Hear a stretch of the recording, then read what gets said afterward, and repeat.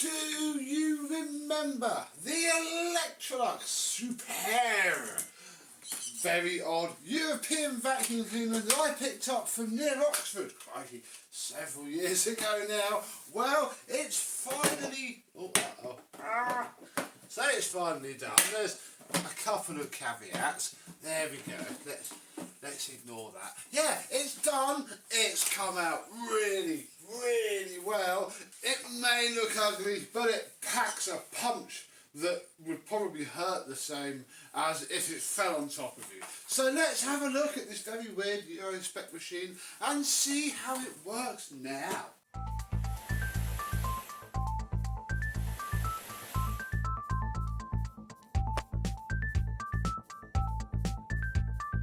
Yes, hello, my vacuum cleaner and retro Electrolux chums. How are you today? Let's start off with the tools on this machine first, partly because we can get out of the way that no, this is not the original hose. I don't think it's literally a pattern Vax 121 hose. If there was a bit of plastic there and then those rivets, it literally would be, because that's where the solution tube ties on. However, it is an hose, which is good enough for me. I think the original hose should have been the standard Electrolux style as per the service manual. So we may even be able to get one in the future. That's sort of what makes this feel such a weird machine to me, because A, it's just so massive. B, this hose is a bit strange. It doesn't match this wand either that came with it, and having a one-piece wand on an Electrolux is not a weird thing at all. In fact, it's very, very standard, and again makes this thing odd to use because it expects this bit to be longer. Yeah, polished. I mean, it's all covered in fingerprints now, but yeah, it's a shiny one. It's very nice, so very, very strong indeed. Then we had the floor tool, which again is pretty much exactly the same as my French from actual French France Moulinet E59. Yeah, just like that. It's got a little bit of rust.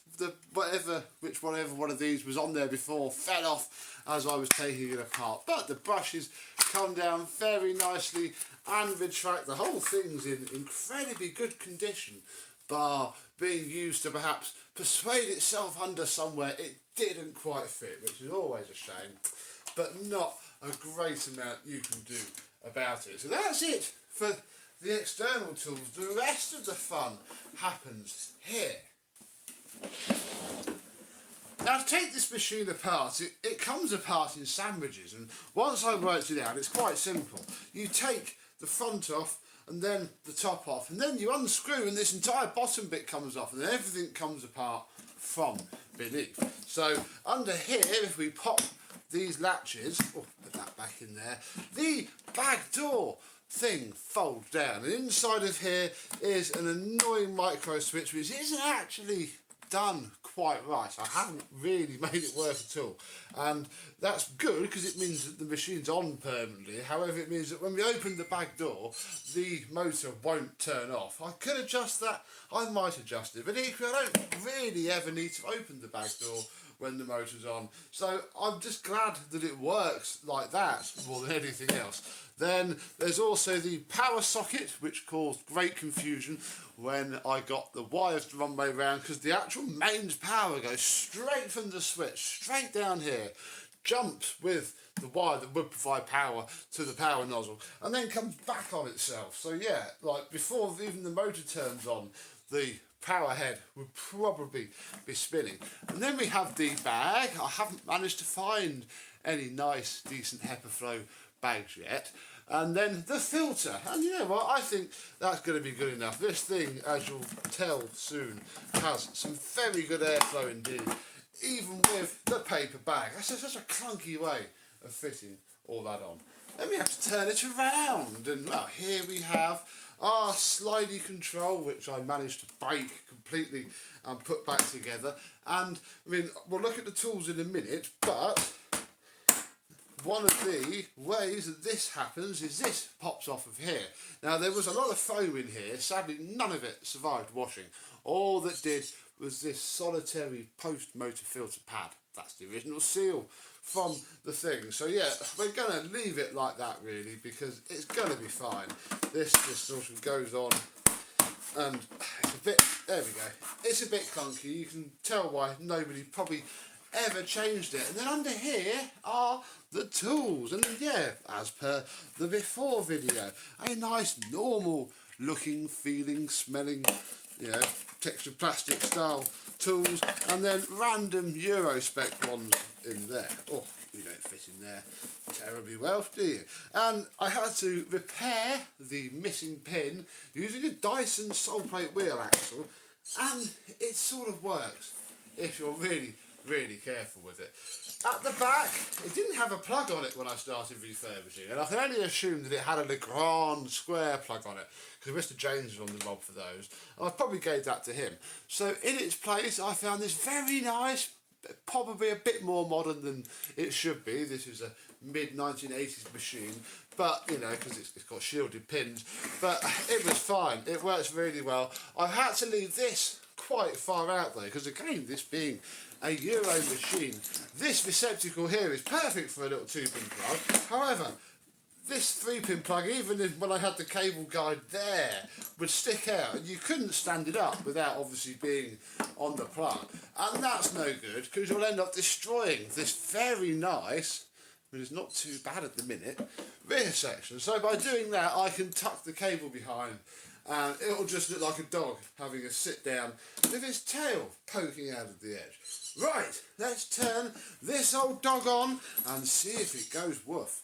This machine has had both of its suppressors removed. There is one literally there on the bottom for the power circuit that does all of the speed control, and then the usual Electrolux reefer on the motor. Both cracked, neither had exploded, but both would at some point. Right, let's put it in low, and it's really smooth and really quiet, and yeah, very nice indeed.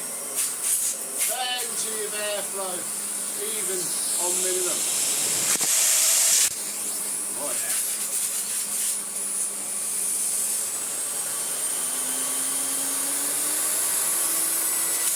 On maximum,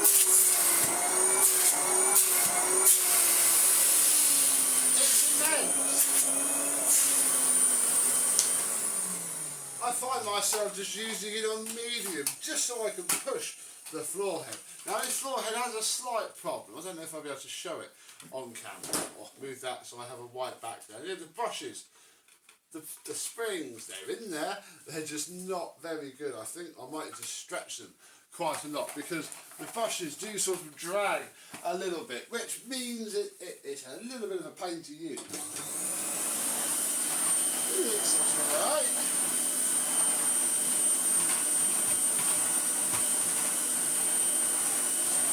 I had the same sort of experience with it on my E59, so I know it's just the head that's not nice. On a shorter pole carpet, it's much better. Oh. Much nicer indeed. Oh, yeah. Against the grain isn't so nice.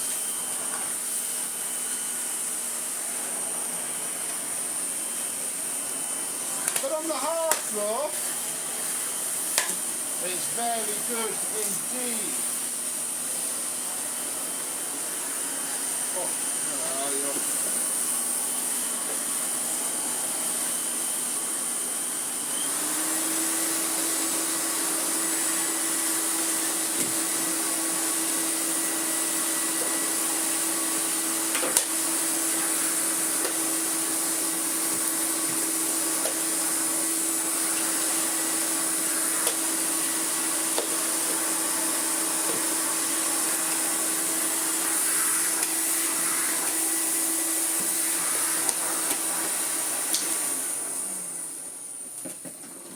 it's just got oodles and oodles of airflow. It's such a clunky, ugly thing. But you know, even, I think if we put the crevice tool on it on max, it would sound awful, purely just from the airflow. Oh.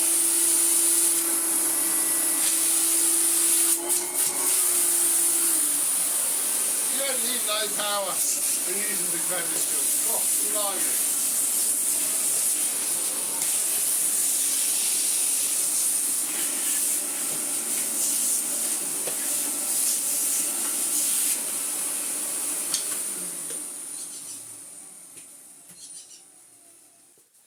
sure if this was ever sold with a turbo head when new. There were two versions of these, one was red and one was this one.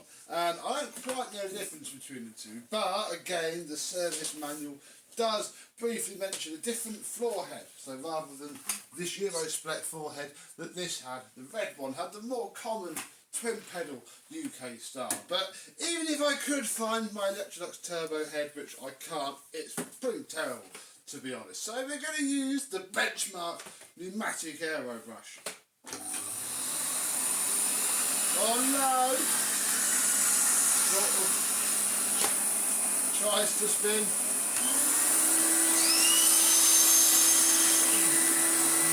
Oh, that's quite nice. It's slowing down quite significantly, but it's not stopping.